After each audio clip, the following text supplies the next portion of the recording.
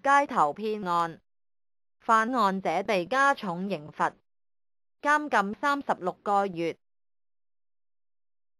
警方成功根據有組織及嚴重罪行條例，另一名涉及街頭騙案的42歲女子的刑罰加重。她11月22日在區域法院被判處監禁36個月。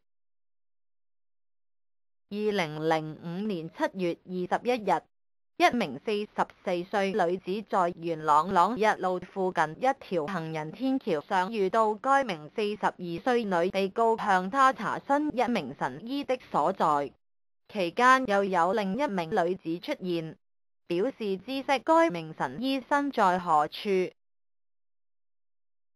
稍後，事主跟隨兩名女子到附近一間酒樓會見另一名女子，並被遊說將其現金及財物放在一個膠袋內祈福。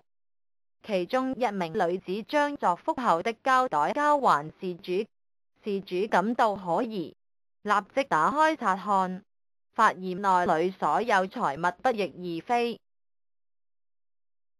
事主於是追捕被告，在途人協助下將他截停。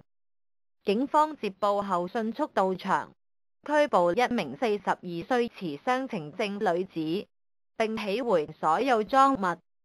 該名女子其後被落案控以一項以欺騙手段取得財產罪名。